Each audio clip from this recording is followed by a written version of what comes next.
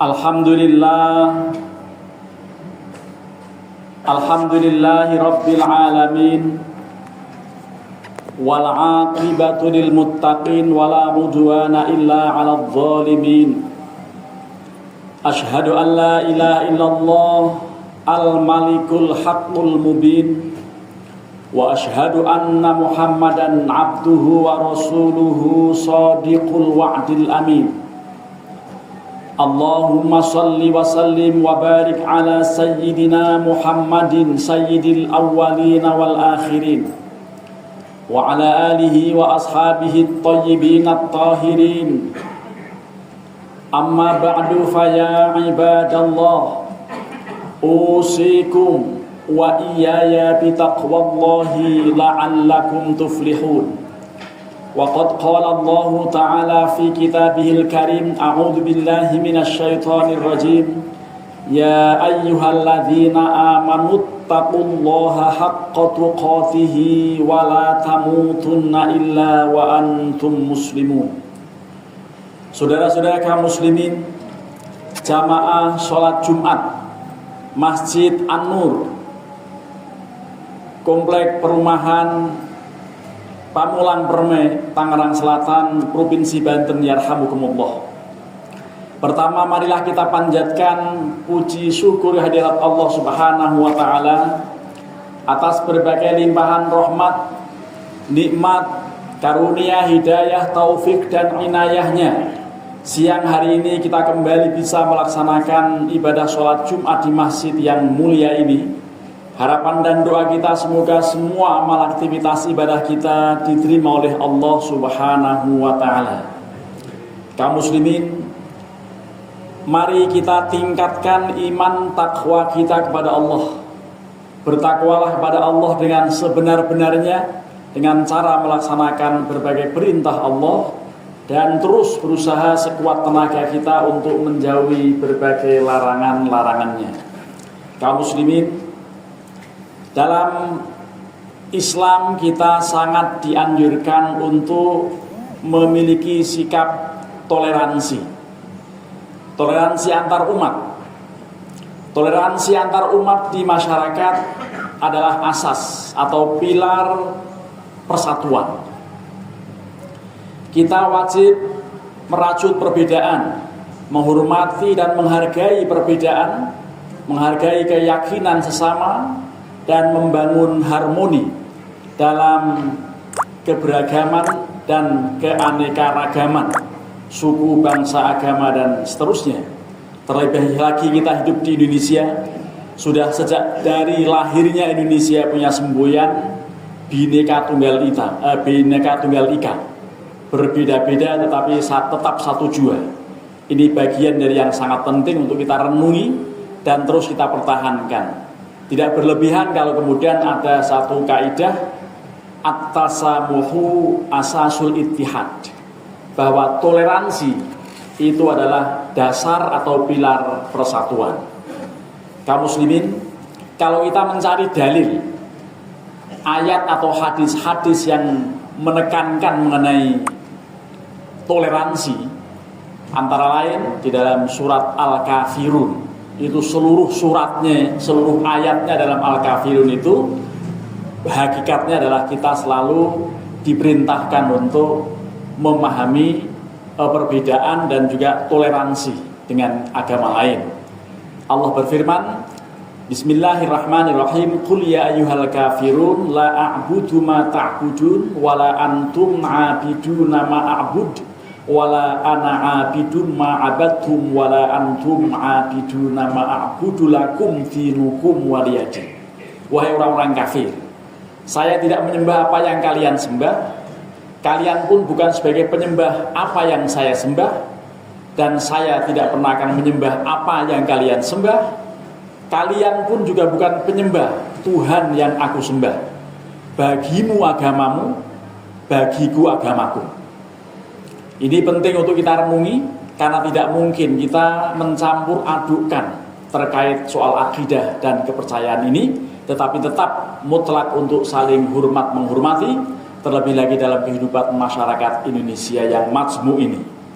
Dalam ayat yang lain, tepatnya surat Al-Hujurat ayat ke-13. Allah berfirman, ya ayyuhan nas, inna khalaqnakum min dzakarin wa untha wa ja'alnakum syu'uban wa qabaila lita'arafu inna akramakum 'indallahi atqakum innallaha alimun khabir. Wahai manusia, sesungguhnya kami menciptakan kalian laki-laki dan perempuan, dan kami menjadikan kalian berbangsa dan bersuku-suku untuk saling mengenal, untuk saling memahami, untuk saling mengenal satu dengan yang lain. Dan ingat bahwa yang termulia di antara kalian di sisi Allah adalah orang yang bertakwa, yang paling bertakwa di antara kalian. Dan sesungguhnya Allah maha mengetahui lagi maha mengawasi. Kaum muslimin, hidup toleransi atau hidup toleran antar umat beragama, antar umat di masyarakat, baik yang terkait dengan agama satu dengan agama yang lain, terlebih lagi sesama muslim, sesama Islam yang di situ ada berbagai madhab, berbagai aliran, berbagai sekte dalam agama, maka saling menghormati, tidak boleh menganggap dirinya yang paling benar dan orang lain pasti salah. Ini bagian yang tidak elok kalau kemudian kita kembangkan mengenai orang lain pasti salah, saya pasti benar. Kita harus mengedepankan tentang bagaimana menghormati dan menghargai pendapat orang lain.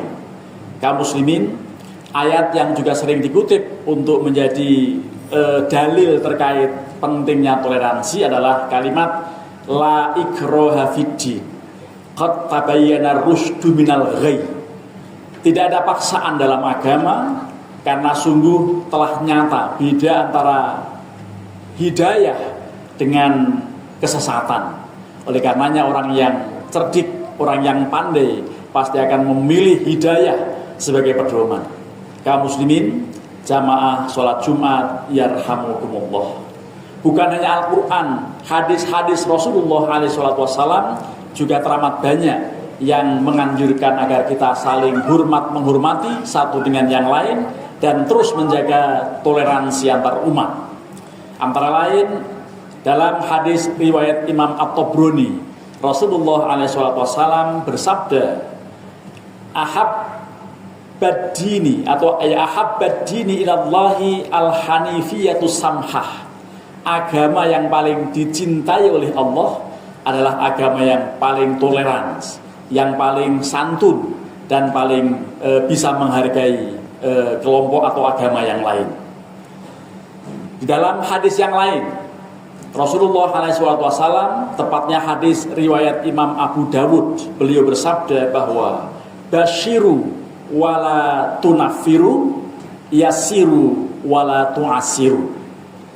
Berikanlah kabar gembira pada umat, pada masyarakat, dan jangan kalian menakut-nakuti, jangan kalian buat mereka lari dari ajaran agama, dan juga mudahkanlah mereka, bersikaplah mudah terhadap mereka, jangan mempersulit umat. Terdapat dalam satu ayat juga disebutkan bahwa wama ja'ala 'alaikum fid-dini min haraj. Tiadalah Allah menjadikan agama atas kalian itu menyusahkan. Di dalam ayat yang lain Allah berfirman, ma anzalna 'alaikal qur'ana litashqa. Kami tidak menurunkan Al-Quran kepada kalian untuk membuat kalian susah. Karenanya kembali kita merenungi mengenai pentingnya toleransi antar umat, dan terus kita jaga. Kita harus saling memahami, terlebih lagi antar kelompok dalam satu agama. Dalam agama Islam ada berbagai madhab tentu. Madhab fikih kita mengenal ada madhab Imam Abu Hanifah, madhab Imam Syafi'i, madhab Imam Malik bin Anas, madhab Hambali atau madhab Imam Ahmad bin Hambal, yang terkadang satu dengan yang lain tidak sama persis dalam masalah-masalah furu'iyah, masalah-masalah yang sifatnya cabang. Tetapi pada masalah-masalah pokok mengenai syahadat tidak ada beda antara madhab, antara kelompok, antara golongan dalam Islam. Syahadatnya satu. Bahkan di dalam berbagai literatur itu kita dianjurkan betul untuk saling bisa hormat menghormati antara satu madhab dengan yang lain. Bahkan juga ada anjuran dilarang melakukan talfik. Talfik itu mencampur adukkan madhab untuk membuat kita nikmat dalam beragama, dalam arti untuk bisa santai dalam beragama. Di dalam hal persoalan nikah misalnya, maka tidak boleh kita mencampur adukkan madhab yang membolehkan tanpa wali. Satu madhab mengatakan itu, yang penting dia seorang janda. Maka madhab lain boleh mengatakan atau mengatakan berpendapat boleh menikah sah tanpa saksi. Yang penting nanti diiklankan atau dipublikasikan. Yang lain lagi mengatakan boleh tanpa mahar. Yang penting sepakat, bahkan bisa ngutang maharnya. Tapi kemudian dicampur adukkan soal ini, akhirnya orang menjalankan nikah tanpa wali, tanpa saksi, tanpa mahar. Ini bagian dari yang sangat tercela dalam soal Islam, soal nikah, karena asalnya bahwa kehormatan wanita itu adalah haram. Al-aslu fil bud'i al-hurmah. Asal muasal kehormatan atau kemaluan seorang wanita adalah haram. Oleh karenanya betul-betul harus hati-hati soal ini. Talfik yang boleh dan sangat tidak mungkin kalau tidak talfik adalah ketika menjalankan tawaf. Sebentar lagi akan masuk musim haji. Ketika di sana tawaf kalau hanya kekeh mengikuti madhab Imam Syafi'i saja, maka tidak pernah akan selesai. Karena tawaf nyampur antara laki dan perempuan. Kalau sampai bersentuhan kulit laki dan perempuan, menurut madhab Syafi'i itu batal. Tetapi untuk menghindar dari tidak menyentuh sangat tidak mungkin. Oleh karenanya dalam suasana tawaf di Masjidil Haram, maka kita bertalfik atau mengikut pendapat Imam Abu Hanifah yang membolehkan mengatakan bahwa kalau hanya sekedar sentuhan kulit, terlebih lagi tidak sengaja, maka wudunya tidak batal. Karena tawaf sama dengan wudu. Hanya bedanya kalau tawaf boleh berbicara, sementara sholat sama sekali tidak boleh berbicara. Mudah-mudahan yang singkat bermanfaat. Barakallahu li wa lakum fil Qur'anil azim wa nafa'ani wa iyyakum bima fihi minal ayati wa dzikril hakim wa taqabbalallahu minni wa minkum tilawatahu